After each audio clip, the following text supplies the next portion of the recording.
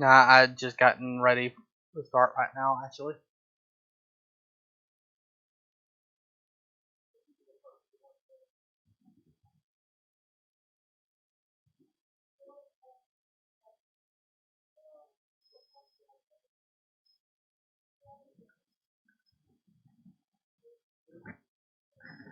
Alright, let's begin. So, intensive and extensive properties. By the way, some of them, not all of it, but some of it will be on the back of that paper we did yesterday. It's mostly just the definitions. So just the definitions of mass, volume, length. Actually, last chemistry class, I told them just write everything down normally. I didn't actually realize it was on the back. So the physical properties of a substance are the characteristics of a substance that can be used to describe it.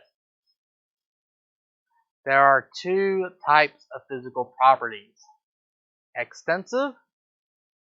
Extensive properties are directly related to the size or amount of a sample. And intensive. Intensive properties are not related to the size or amount of the sample. I would write down on your notes here, a notebook for every reason to take class notes.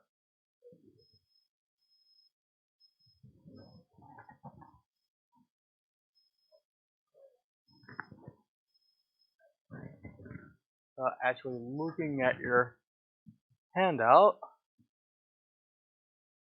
it does have, no, it doesn't say that definition. This is the definition you should use.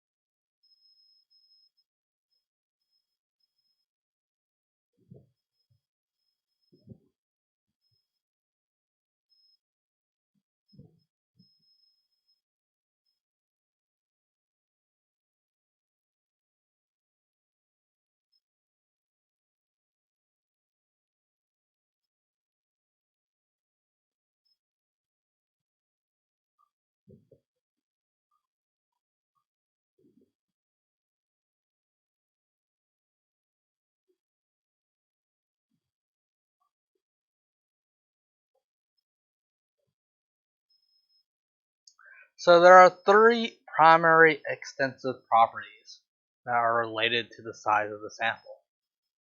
Mass is related to the amount of matter in a substance. A larger sample has more matter, so mass is an extensive property.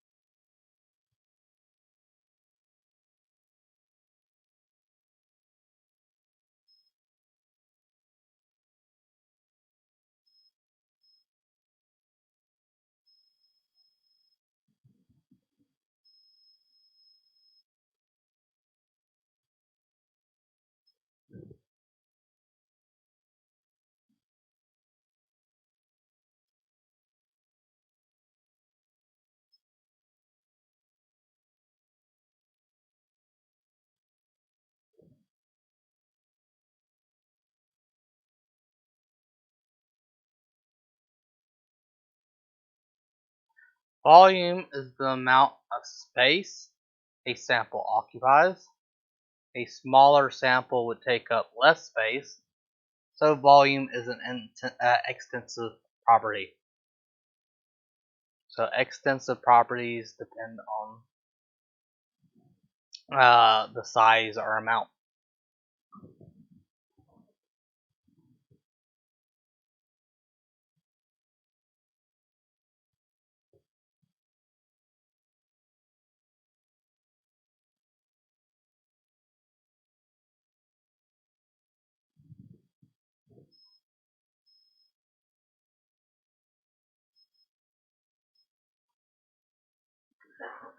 Length is simply how long a sample is. Width and height are also just lengths. Lengths measure the size of a sample, so it is also an extensive property.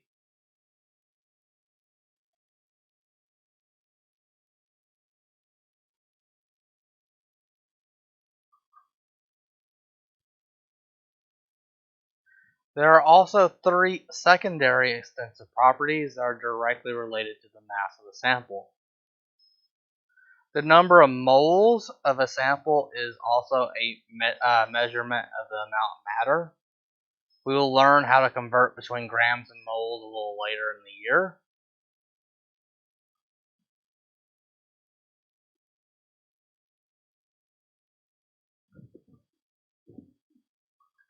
Do y'all know, have y'all ever heard of moles in science?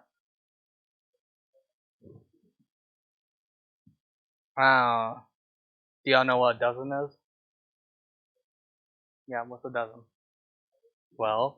What's a baker's dozen? 13. Mole is 6.022 times 10 to the 23. A little bit bigger than a dozen. It's a very huge number. So if you had exactly 1 mole of silicon, you would have 6.022 times 10 to the 23 particles or atoms of silicon. That would weigh about 28.1 grams. So moles are used for counting how many atoms there are. 6.022 times 10 to the 23, and that number is based on my memory of a year ago. Should be fairly accurate.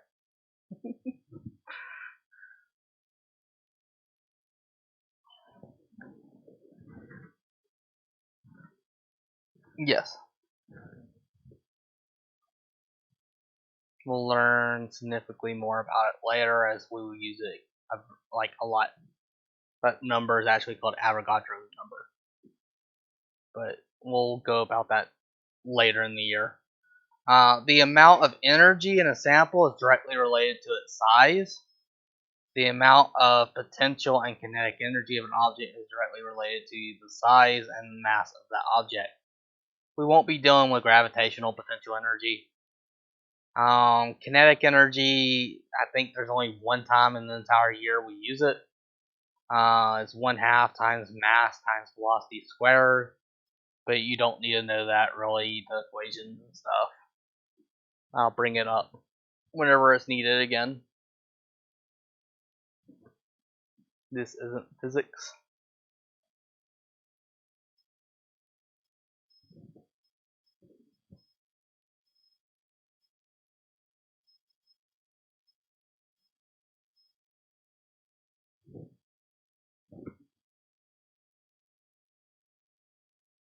Yes, extensive.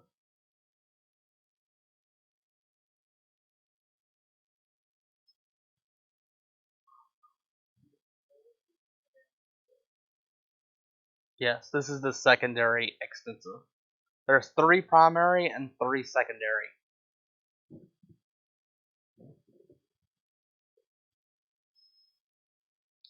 Number of particles is also directly related to grams and moles. I told you that a single mole is equal to 6.022 times 10 to the 23 number of particles. So moles and number of particles are basically the same thing. A larger sample obviously would, so if you have more particles, you obviously have a higher number of particles. So it's extensive too.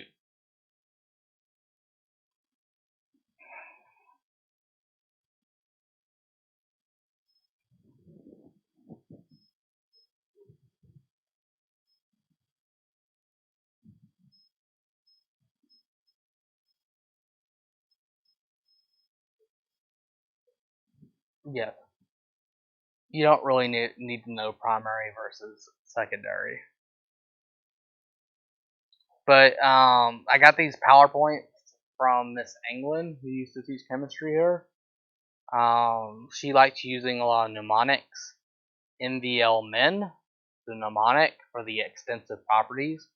We have our first three primaries, NVL, so mass, volume, length. And then we have our secondary, which is moles, energy, and number of particles.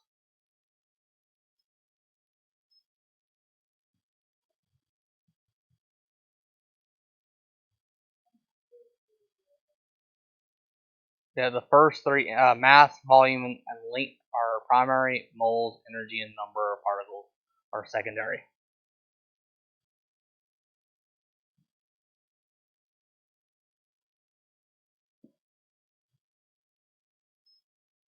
When you want to list the extensive properties of something, you usually always begin with their mass, volume, or length. You usually don't quantify energy, number of particles, and moles as much. There are many intensive properties that are not related to the size of the sample. Because this list is so much larger, you should focus on remembering the shorter extensive list. So there are too many intensive properties to list, but there's only 6 extensive properties. Memorize the 6, everything else will be intensive. So for example, color. Gold has a gold or yellowish color to it. If you were to cut it in half or have a larger sample, you'll still have the same color. So color is intensive or intrinsic to that material. State of matter. If you have a cup of water, it'll be liquid. If you pour some out, it's still liquid. Density. Density is a ratio of mass to volume.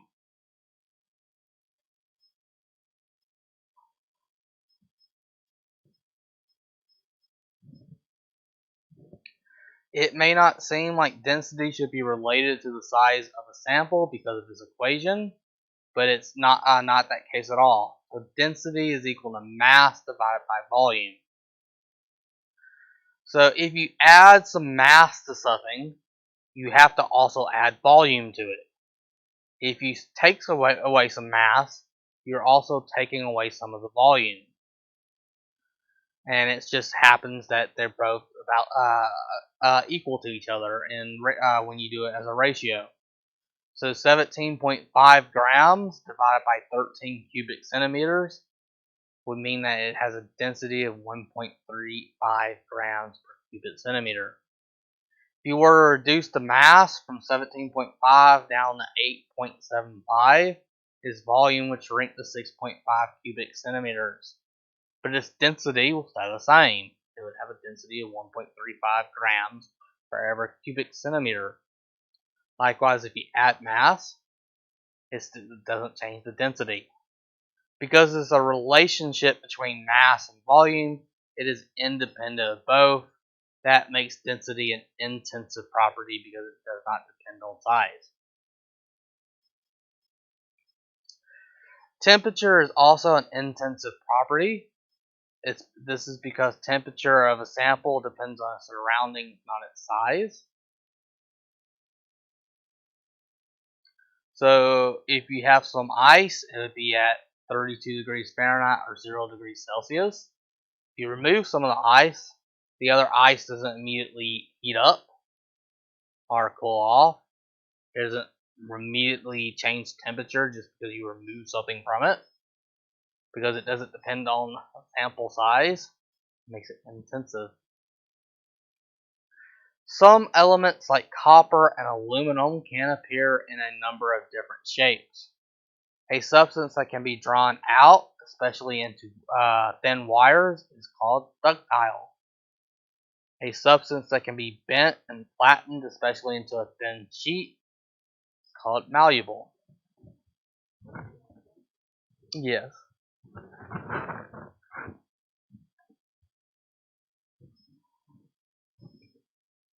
Some elements are attracted to magnets, and they can be made into magnets themselves. It does not matter what size pieces these magnetic metals are in; they will always be drawn to the magnet. So if you have a large paper clip versus a small paper clip, if they're made of the same material, they both stick to a magnet. Iron, cobalt, and nickel are ferromagnetic. Not only are they attracted to magnets, but they can be turned into permanent magnets themselves. Together, they are known as the iron triad or triad.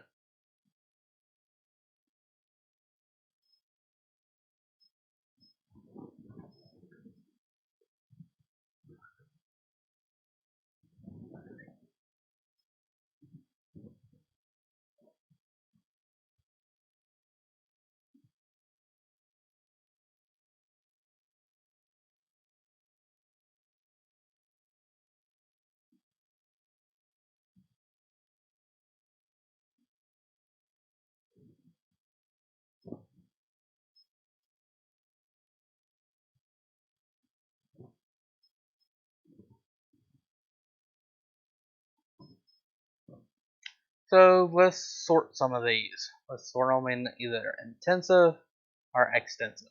Would color be intensive or extensive? Odor, melting point, mass, boiling point, volume, density, length, specific heat, temperature, energy, state of matter. So if you remembered MVL min, then you could have just took mass, volume, length, energy, moved it to the right. Everything else would go to the left. That's why it's much better than just remember the MVL min.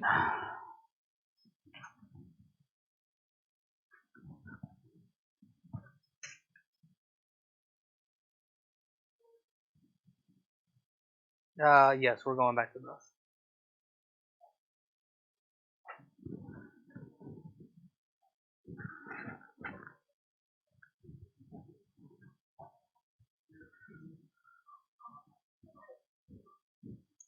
So, melting point. That was intensive. Density was intensive. Specific heat, intensive. Area, extensive. Area is defined by like length times width. Malleable, intensive.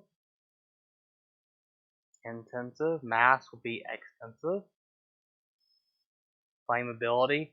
Technically, flammability is chemical property, but if we had to, so intensive and extensive are only meant for a physical, not chemical, but we can still classify it as intensive. Technically, you do know that technically you can't really classify it as either. So intensive for viscosity, and this stability is intensive. Um, intensive. Boiling point is intensive. Odor is intensive, and volume would be extensive. So I will come over here to the flame chemical and put a star. The reason why flammability we can't do intensity is some things like I'll put a star by it. because some things are only flammable if you have enough concentration. Like gasoline. If you throw a match down in the hole covering the gasoline, what would happen?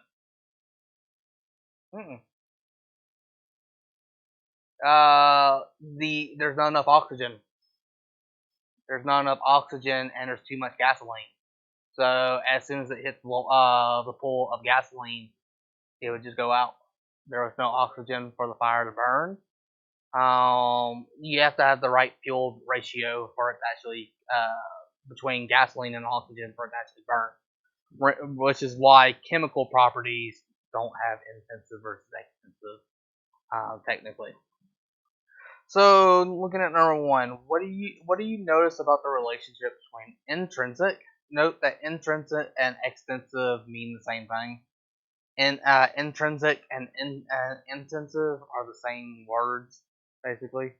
So extrinsic properties and properties that change with the amount of substance you have. That's the definition of extrinsic or extensive. So extrinsic properties depend on amount.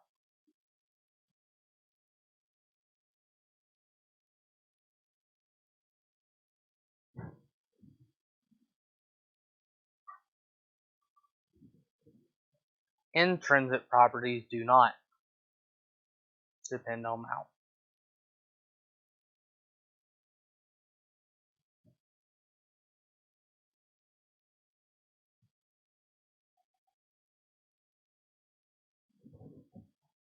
What do you notice about the relationship between extrinsic properties and properties that can be used to help identify a substance?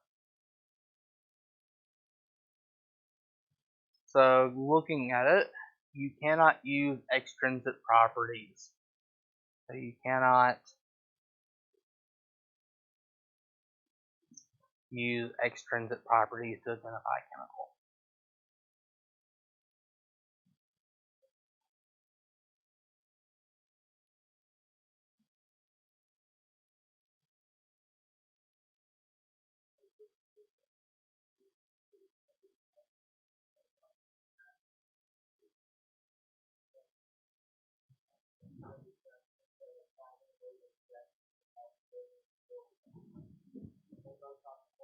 Yeah.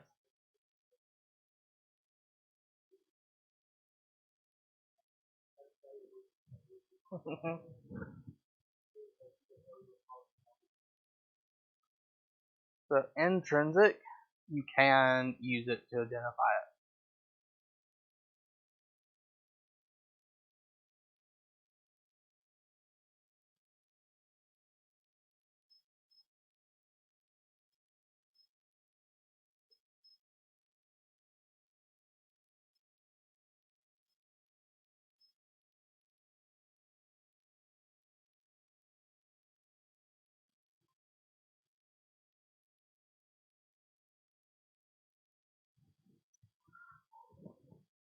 So what is the difference between extensive and intensive properties?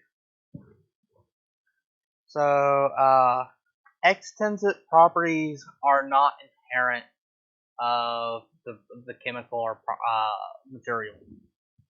They are external properties, you could say.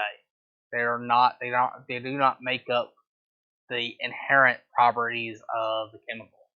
Intensive or intrinsic. Intrinsic literally means it's part of that nature of the chemical. It is inherent to that chemical.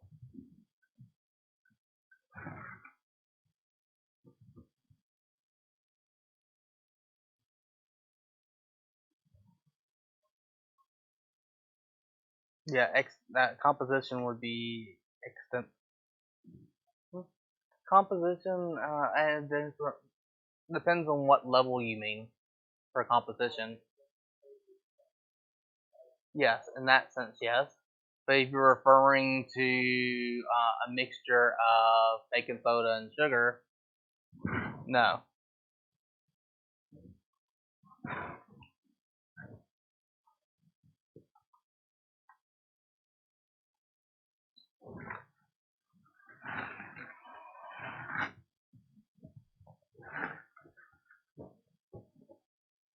Alright, your guys' first homework.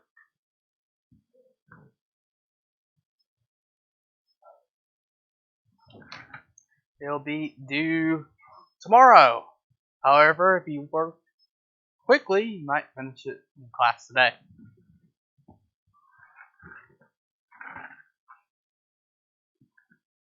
So, homework is due tomorrow. For you guys, yes.